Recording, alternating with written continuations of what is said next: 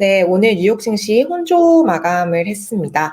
3대 지수가 장중에 등락을 거듭하면서 큰 변동성 장세를 보였는데요. 장 마감가 기준으로 이제 다우를 제외하고는 상승 마감을 했습니다. 오늘 다우 지수는 전장 대비 0.26% 하락 마감을 했고요.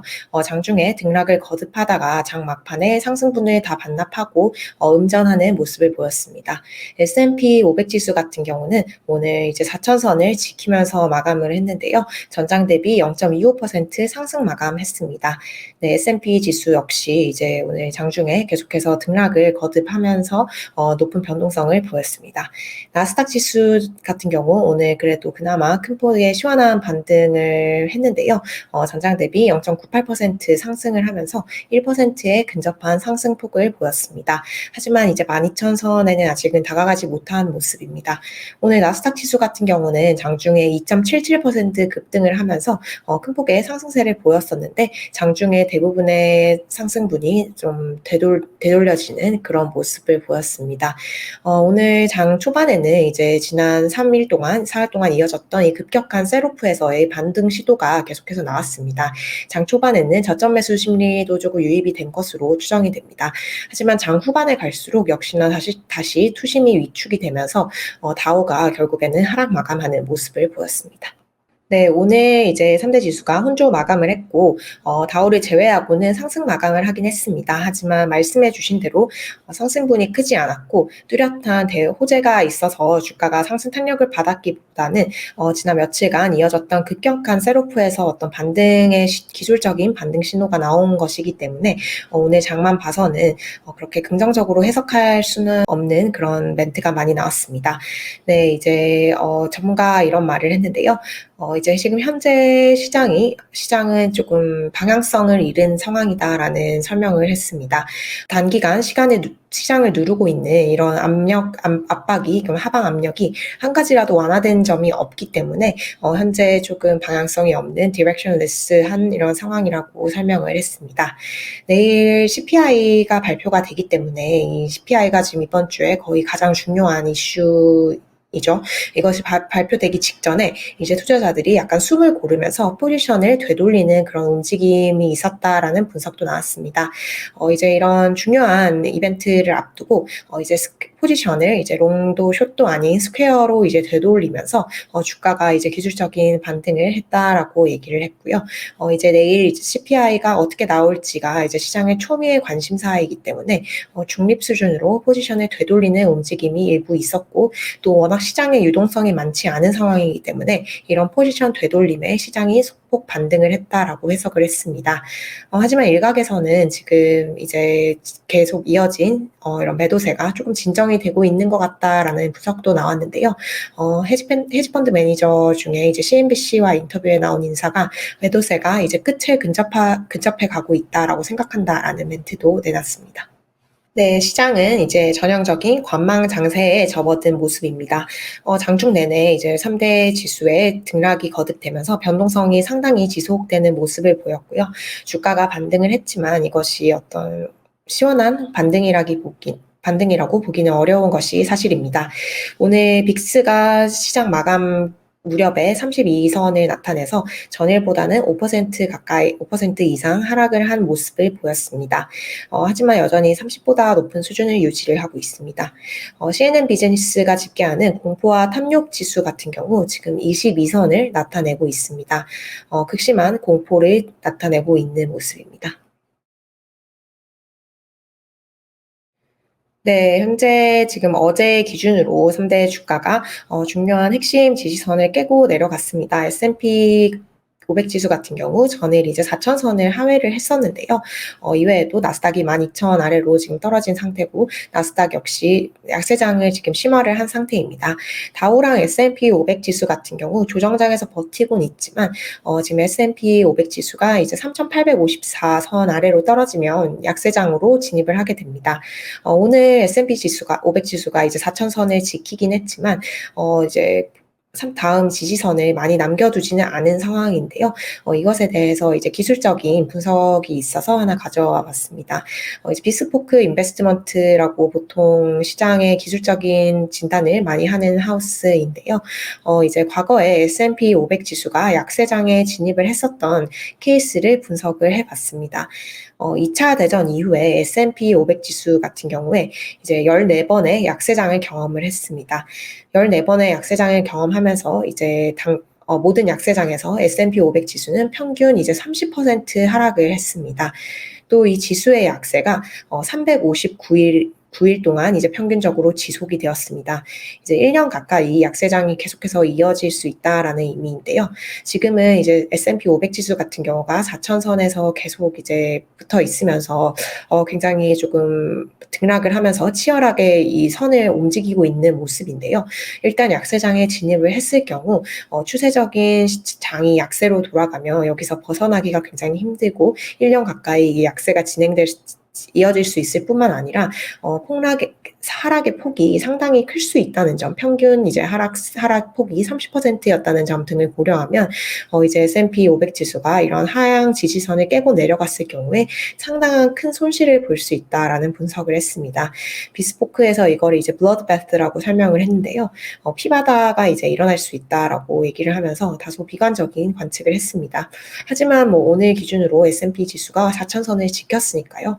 정말 이제 S&P 500 지수가 약세장에 진입할지는 결국 이제 내일 나오는 CPI 그리고 시장 흐름을 지켜봐야 할 것 같습니다. 네, 채권 시장도 CPI 대기 모드에 들어가면서 다소 오늘은 급격한 매도세가 진정이 되는 모습을 보였습니다. 지금 10년물 채권 금리 같은 경우 주초에 3.2% 대로 오르면서 2018년 11월 이후 최고 수준으로 오른 상태였는데요. 오늘 이제 증시 마감 시간 무렵을 기준으로 3%를 기록을 했습니다. 장중에는 3% 아래로 이제 떨어졌고요. 이제 채권 시장이 굉장히 이제 위축된 모습을 이어가고 있지만 여러 연준 인사들이 발언을 했는데요. 많은 연준 인사들이 이제 과거와 같은 경기 침체는 없을 것이라고 이제 계속 얘기를 하면서 시장 불안이 다소 누그러진 모습입니다. 또 CPI를 앞두고 채권 시장에서도 이런 포지션 되돌림이 일어나면서 관망 심리가 펼쳐지면서 금리를 끌어내렸습니다. 네, 최근 계속해서 이제 몇 달 동안 CPI가 지금 40년 만에 최고치를 유지를 하고 있는 상황입니다. 지난 3월 같은 경우는 이제 CPI가 전년 동기 대비 8.5% 급등을 하면서 지금 1982년 이후로 가장 높은 물가가 가장 빠른 속도로 치솟는 이런 흐름을 보이고 있는데요. 말씀해주신 대로 이제 CPI가 시장을 요동치게 할 가능성을 우려해서 CPI 발표 전날 뭐 젠사키 백악관 대변인이라든지 바이든이 물가 관련 발언을 해온 것이 사실입니다. 이제 보통 좀 안 좋게 나올 것 같으면은 전날 좀 내일 좀 심하게 안 나올 수 있다라고 이렇게 얘기를 했었는데요. 오늘 같은 경우는 그런 발언은 없었습니다. 하지만 이제 물가 관련 발언을 아예 하지 않은 것은 아닌데요. 바이든이 오늘 이제 물가와 관련된 발언을 하면서 이제 자신의 정책 우선순위 중 하나이고 연준 또한 이를 해결하기 위해 노력하고 있다라고 얘기를 했습니다. 네, 바이든 대통령이 오늘 연설에 나서서 이런 말을 했는데요. 미국에 있는 많은 가정들이 인플레이션에 따른 고통을 감내하고 있다라는 것을 알고 있다라고 얘기를 했습니다. 이제 본인이 인플레이션을 굉장히 심각하게 이제 받아들이고 있고 또 자신의 영내 어떤 정책의 우선순위라고 이제 얘기를 했는데요. 그럴 만도 한 것이 지금 미국의 뭐 가솔린 가격이라든지 이런 것이 치솟고 있습니다. 식료품 가격 그리고 에너지 가격, 가솔린 가격, 유가 이런 게 사실 이제 중간 선거를 앞두고 있는 바이든 대통령에게 상당한 이런 부담으로 작용을 하고 있는 것이 사실인데요. 일반 미국인들의 삶에 이제 직격탄을 미치고 있는 물가 상승이 계속 이어지면서 바이든도 이 문제를 이제 상당히 정책적인 우선순위에 두고 있는 것으로 이제 알려졌습니다. 네, 바이든 대통령은 이제 연준이 또한 이 인플레를 잡기 위해서 노력을 하고 있다라고 얘기를 했는데요. 연준이 이제 자신의 일을 하고 있으며 인플레이션을 잡기 위해 노력을 하고 있다라고 얘기를 했습니다. 네, 오늘 S&P 500 구성하고 있는 섹터 중에 기술주가 가장 큰 폭의 반등세를 보였습니다. 기술주 섹터가 오늘 1.5% 이상 반등을 하면서 전체 섹터 중에 이제 상승세를 이끌어 갔습니다. 이외에 에너지와 통신 헬스주가 강세를 보였습니다. 또 오늘 빅테크가 일제히 반등을 하는 모습을 보였습니다. 아마존을 제외하고 대부분 종목이 상승을 했는데요. 애플과 마이크로소프트 같은 경우 이제 1.5% 이상 상승 마감을 했습니다. 구글의 모회사 알파벳 역시 1.3% 안팎으로 상승을 했습니다. 테슬라가 이제 어제 10% 이상 떨어졌었는데요. 오늘 1.6% 반등 마감을 했습니다.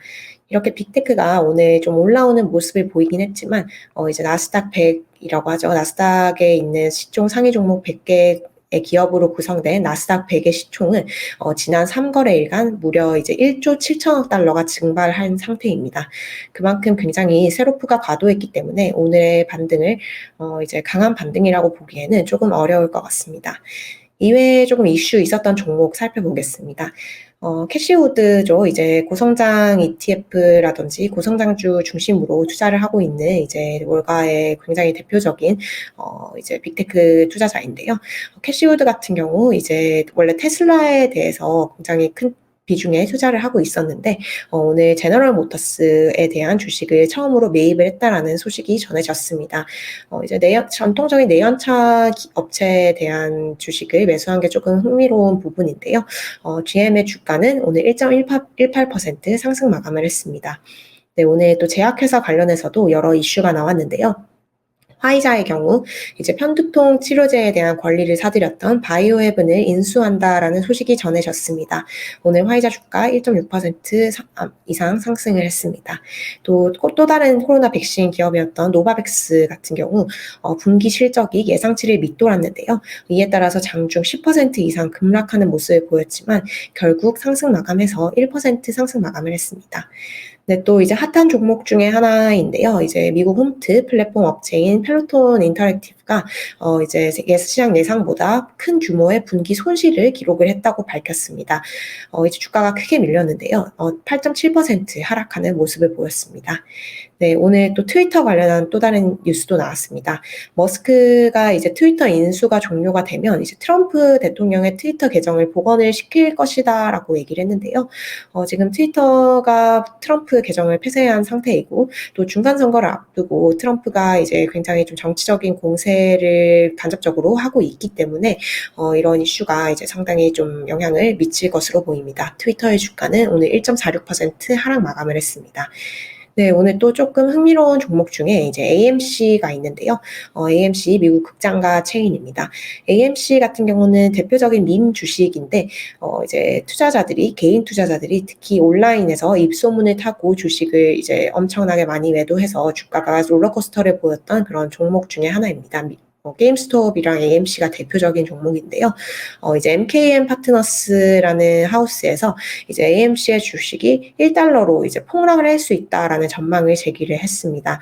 이 회사의 어떤 자본 구조에 상당한 문제가 있고 또 이런 전반적인 극장가의 회복이 좀 미뤄지면서 콘텐츠도 좀 저하되고 있다라고 얘기를 하면서 이런 설명을 했는데요. 투자 의견 또한 매도로 제시를 하면서 굉장히 부정적인 시각을 제시를 했습니다. 통상 이제 기업의 주가가 5달러 이하일 경우 이걸 이제 페니 스톡이라고 하는데요. 이제 페니라고 하면 미국에서 이제 1달러가 안 되는 동전 0.01센트를 이제 페니라고 원래 얘기를 하는데 5달러가 안 되는 기업의 경우 이제 페니 주식이라고 얘기를 합니다. 1달러 만약에 정말 AMC가 1달러로 떨어진다면 이제 페니 스톡 대열에 참여를 하게 되게 됩니다. 네, 오늘 또 대출 플랫폼 중에 업스타트라는 업체의 주가는 실적이 악화하면서 56% 이상 폭락하는 일이 있었습니다. 네, 오늘 이제 연준 인사들의 발언이 쏟아졌습니다. 여러 명의 발언이 나왔는데요. 결론부터 말씀드리자면, 이제 50bp 금리 인상 두 번 더 하겠다라는 얘기와 또 이제 연준이 금리 올린다고 해도 경기 침체는 없다라는 내용을 강조한 이런 일맥상통하는 메시지를 보냈습니다. 제일 먼저 이제 로레타 메스터 클리블랜드 여는 총재가 발언을 했는데요. 다음 두 번의 회의, 즉 6월, 7월에 FOMC에서 50bp 금리를 인상하는 것이 makes perfect sense, 아주 타당하다라고 얘기를 했습니다. 또 이제 아울러서 75bp 금리 인상에 대해서 75bp 인상을 영원히 배제한다는 뜻은 아니다라고 얘기를 했습니다. 하지만 지금은 50bp가 맞는 것 같다라고 얘기를 했는데요. 지금 연준 위원들은 이제 모든 연준 위원들이 공통적으로 하는 얘기가 연준의 금리 인상은 데이터 디펜던트다라는 얘기를 항상 하고 있습니다. 데이터 디펜던트라는 것이 이제 향후 들어오는 경제 지표, 연준이 가장 크게 보고 있는 두 가지 맨데이트, 물가와 고용 시장을 보고 이것을 판단을 하겠다라는 것을 수차례 계속해서 얘기를 하고 있는데요. 이제 영화 제목 중에서도 지금은 맞고 그때는 틀리다 뭐 이런 영화가 있는 것처럼 이런 말처럼 지금은 50bp를 이제 선호를 하고 있지만 75bp는 영원히 배제하지 않을 것이다. 라고 얘기를 하면서 상당히 이제 조금 여지를 남기긴 했는데요. 어쨌든 내일 들어오는 CPI 지표를 좀 살펴봐야 할 것 같습니다. 네, 이외에도 이제 크리스토퍼 월러 미국 연준 이사, 투표권을 가지고 있는 이사인데요. 월러 이사가 지금이 금리 인상을 단행할 수 있는 적기라고 얘기를 했습니다. 인플레가 지금 너무 높고 연준의 임무는 인플레를 낮추는 것이다라고 또다시 강조를 하면서 지금 높은 금리가 고용시장을 악화시키지는 않을 것이다라고 얘기를 했습니다. 경제가 비교적 강할 때 금리를 더 많이 인상하는 것이 낫다라고 얘기를 했는데요. 이것 역시 이제 연준 파월 의장이 계속해서 강조를 하고 있는 내용으로 경제가 그나마 괜찮을 때 금리를 이제 빨리 올려야 된다. 이거 프론트 로딩이라고 하는데 이제 이후에 금리를 꾸준히 조금씩 올리는 것보다 예정이 되어 있는 금리 인상분을 앞당겨서 경제가 좋을 때 진행을 해야지 경제의 여파가 크지 않을 것이다 라는 이런 개념입니다. 하지만 이제 일단은 이제 인플레를 막기 위해서 더 많은 금리 인상이 필요하다면 지금 그렇게 해야 되는 시점이라고 강조를 또 했습니다. 네, 이외에 또 다른 연준 인사들 발언이 나왔는데요. 윌리엄스 뉴욕 연은 총재도 발언을 했습니다. 이제 메스터 총재랑 비슷한 궤의 발언을 했는데요. 오는 6월과 7월에 FOMC 회의에서 50bp 인상을 고려하고 있다라고 얘기를 했습니다. 오늘 이제 컨퍼런스 하고 기자들이랑 만난 자리에서 이런 얘기를 했는데요. 50bp 금리 인상이 정확히 타당하다라고 생각한다라고 얘기를 했습니다. 또 이외에 토마스 바킨 리치먼트 여는 총재가 발언을 했는데요. 인플레를 낮추기 위해서 연준이 금리를 올린다고 해도 깊은 경기 침체를 유발하지는 않을 것이다 라고 얘기를 했습니다. 이제 1981년에서 82년에 폴 볼커가 전임 연준 의장일 때의 시절과 같은 경기 침체가 유발할 필요가 없을 것이다라고 강조를 했는데요. 이제 폴 볼커 같은 경우는 이제 기준금리를 20%가 넘는 수준으로 올린 인물입니다. 그때는 이제 정치권에서 폴 볼커의 이런 금리를 인상한다고 해도 이것을 조금 지지를 해주는 그런 정치적인 분위기가 있었기 때문에 이것이 가능했던 것인데요. 어쨌든 지금 뭐 바이든도 오늘 연준이 자기 일을 제대로 하는 것을 이제 지지한다라고 말한 것처럼 연준이 어느 정도 금리를 계속해서 인상할 수 있을지를 지켜봐야 할 것 같습니다. 하지만 어쨌든 바뀐 여는 총재 같은 경우 볼커 시절과 같은 경기 침체가 나타나지 않을 것이라고 확언을 하면서 채권 시장을 조금 심리를 누그러뜨리는 이런 영향을 미쳤습니다. 네, 이제 이번 주 가장 중요한 이슈인 미국 CPI가 내일 발표가 되는데요. CPI에서 이제 우리가 가장 유의 깊게 보고 있는 부분이 물가가 고점을 기록했느냐입니다. 지금 3월에 전쟁이라는 이슈가 있었고, 이제 3월에 CPI가 전년 동기 대비 8.5% 상승을 한 바가 있습니다. 지금 전쟁 이슈가 뭐 진행이 되고 있긴 하지만 유가가 이제 오늘 $100 아래에서 마감을 하는 등 유가 급등세가 좀 진정이 됐던 상태고 4월에 에너지 가격 같은 것이 조금 이제 완화가 된 것이 사실입니다. 또한 이제 임금 상승 속도라든지 뭐 이런 여러 가지 측면에서 물가 지수가 고점을 기록했느냐 아니냐라는 것이 이제 장기적인 시장 방향, 주식 시장뿐만 아니라 외환 채권 시장까지 이제 모든 것을 좀 가늠짓는 아주 핵심적인 이런 지표가 될 것으로 보입니다. 이제 시장이 예상을 하고 있는 것은 컨센서스는 CPI가 전년 동기 대비 8.1% 상승을 한 것이고 전월 동기 대비 0.2% 상승을 한 것입니다. 3월 수치가 이제 CPI가 전년 동기 대비 8.5% 급등을 하면서 40년 만에 최고치를 기록을 했었고요. 전월 대비 1.2% 폭등을 한 바 있습니다. 만약에 0.2% 정도의 전월비 상승률이 나온다면 이제 3월 전월치에 비해서 큰 폭으로 완화가 되는 셈이 되고요. 시장이 예상하고 있는 8.1%보다 인플레가 둔화하지 않았을 경우에는 더 연준의 공격적인 긴축에 대한 우려가 다시 한번 시장을 지배할 수 있지 않을까라는 생각이 듭니다.